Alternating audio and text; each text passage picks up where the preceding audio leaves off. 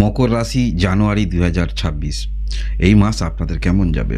আমাদের জীবনে সিদ্ধান্তটাই খুব গুরুত্বপূর্ণ। যে ব্যক্তি ভালো সিদ্ধান্ত নিতে পারে সেই ব্যক্তিই কিন্তু সেরা পর্যায়ে যেতে পারে। তাই মকর রাশি যারা রয়েছেন এই মাসে গ্রহগত যে অবস্থান থাকছে, সিদ্ধান্তের দিক থেকে আপনারা মাস্টার স্ট্রোক এইরকম কিছু সিদ্ধান্ত নিতে পারেন। এই মাসে আপনাদের মাসের প্রথম দিকটা যোগাযোগ দিকটা খুবই ভালো দেখাচ্ছে। এবং যোগাযোগ অর্থাৎ শুধু যে কমিউনিকেশন যোগাযোগ তেমন নয়, আর্থিক ক্ষেত্রেও যোগাযোগ সেটা হতে পারে। কোথাও আপনি বড় ঋণ নেবেন, সেক্ষেত্রে যেমন কারোর সঙ্গে যোগাযোগ বা সেই ক্ষেত্রে অগ্রগতি। এছাড়াও অনলাইনে যারা কিছু করেন বা কোনো পেমেন্ট অনলাইনে আটকে আছে কোনো সমস্যার কারণে, সেটাও জটিলতা কিন্তু কাটতে চলেছে এই মাসে যারা মকর রাশি রয়েছেন। এবং বিদেশে যোগাযোগ বা এই ক্ষেত্রে কোনো কর্মের দিক থেকে সেটাও আমরা দেখতে পাচ্ছি। নিজের চেষ্টা কোনো কিছু ক্ষেত্রে দীর্ঘদিন ধরে প্রয়াস রাখছেন, সেটাও আপনাদের কিন্তু হতে যাচ্ছে এই মাসে। গ্রহগত যে অবস্থান সেই রকমই ইন্ডিকেট করছে। মকর রাশি যারা রয়েছেন, মকর রাশি আপনারা যেমন চিন্তাভাবনার ব্যক্তিত্ব নিয়ে চলেন, সেরকম চিন্তাভাবনা আপনার কিন্তু কাজের মধ্যে প্রকাশিত হবে। ধৈর্য যথেষ্ট থাকবে যে কোনো ক্ষেত্রে, কোনো ব্যক্তিকে বুঝিয়ে বলার প্রবণতা এবং নিজে একটি বিষয়ে অবগত আপনি হবেন।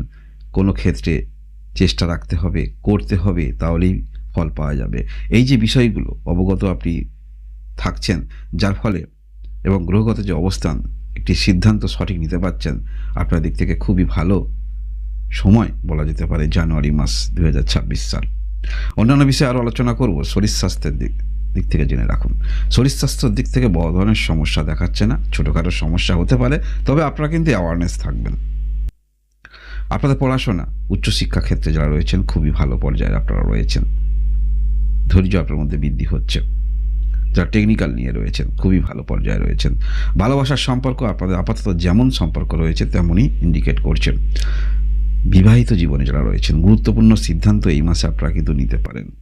যে কোনো ক্ষেত্রে যে গুরুত্বপূর্ণ একটি সিদ্ধান্ত, যদি আপনাদের মধ্যে কোনো রকম সমস্যা চলে, সেক্ষেত্রেও আপনারা যেমন সিদ্ধান্ত নিচ্ছেন, বিবাহিত ক্ষেত্রেও কোনো কিছু পদক্ষেপ রাখবেন। আপনার পার্টনারের দিক থেকে কোনো কিছু কর্মের দিক থেকে আপনি চেষ্টা রাখছেন, সেক্ষেত্রে গুরুত্বপূর্ণ সিদ্ধান্ত নেবেন।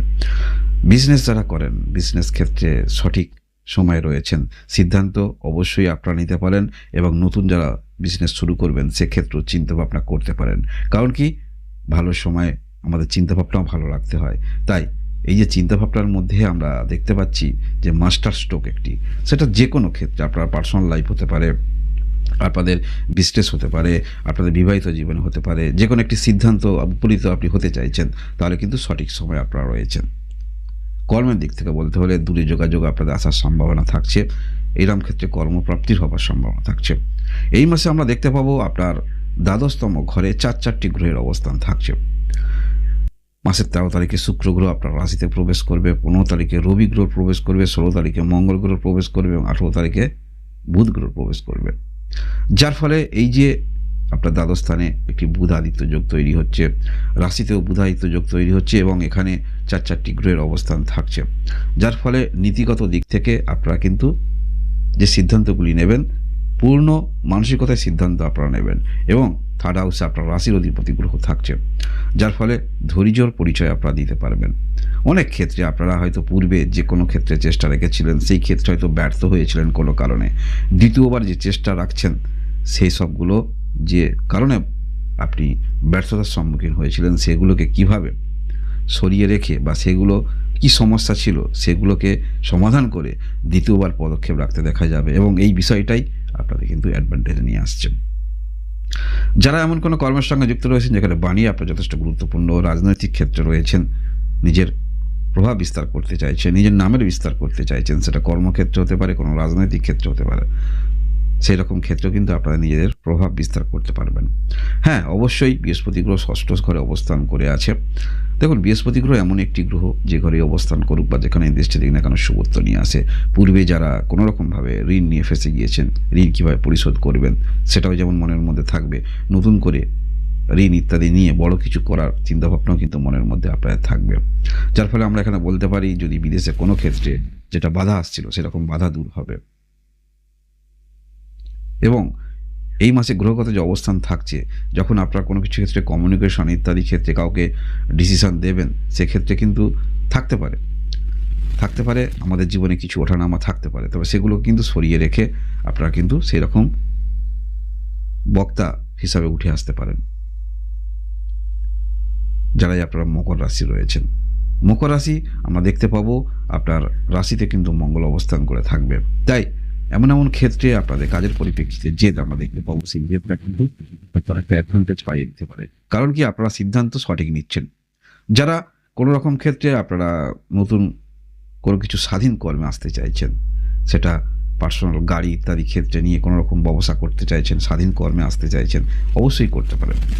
এবং আপনারা যারা প্রোমোটারি ব্যবসার সঙ্গে যুক্ত রয়েছেন বা পুরানো কোনো রকম জিনিস, অ্যান্টিক জিনিস নতুন করে আবার ডেকোরেশন করে বিক্রি করেন, সেক্ষেত্রেও কিন্তু এই মাসটা আপনাদের খারাপ দেখাচ্ছে না। মকর রাশি যারা রয়েছেন, মকর রাশি এই মাসে আপনারা ভূমি সংক্রান্ত দিক থেকে খুব লাভবান হতে পারেন। তবে সেই যে লাভবান হবেন, কোনো একটি সমস্যা থেকে লাভবান হতে পারেন। যেখান থেকে প্রচুর আর্থিক গেন হবে তেমন নয়, কোনো সমস্যা যেটা আপনাদের সম্পত্তিগত যেটা পড়েছিল বা অংশীদারি ক্ষেত্রে সমস্যা হচ্ছিল, সেরকম বন্টন হতে পারে, বা সেটা কোনো একটি সমস্যার জটিলতা কাটতে পারে। যারা মকর রাশি রয়েছেন, এই মাসে গ্রহের অবস্থান থাকছে। তাই মকর রাশি আপনারা এই 2026 সালে জানুয়ারি মাসে পড়ে গেলেন। সিদ্ধান্ত যেগুলি নিচ্ছেন, কারণ আপনার দিক থেকে মাস্টার স্ট্রোক বলা যেতে পারে, যে সিদ্ধান্ত নিচ্ছেন সেই সিদ্ধান্তটাকে সামনে রেখে যে পরিপ্রেক্ষিতে সিদ্ধান্ত নিচ্ছেন, সেই কাজটাকে যদি আপনারা কন্টিনিউ চালিয়ে যেতে পারেন, তাহলে বলবো 2026 সালে প্রথম মাসে যে মোটিভেশন, যে এনার্জি নিয়ে করছেন পুরো বছরটা, তার কিন্তু ফলাফল অবশ্যই পাবেন। কারণ এই মাসে গ্রহের যে অবস্থান থাকছে, আপনারা বিভিন্ন ক্ষেত্র থেকে যোগাযোগ যেটি আসবে সেটিকে পূর্ণ মাত্রায় কাজে লাগাতে পারবেন। এই যোগাযোগ আসাটা কিন্তু গুরুত্বপূর্ণ, এবং যোগাযোগ শুধু এলেই নয়, সেটাকে সঠিক ক্ষেত্রে প্রয়োগ করাটাও সেটাও গুরুত্বপূর্ণ।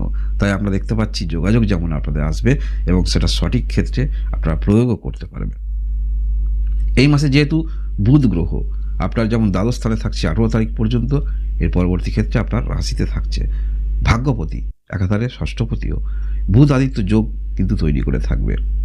তাই নিজের ভালো মন্দ আমরা অনেক ক্ষেত্রে আমরা কিন্তু নিজেরা বুঝি, কেউ বলে দিতে হয় না, শুধু আমরা ইগনোর করি।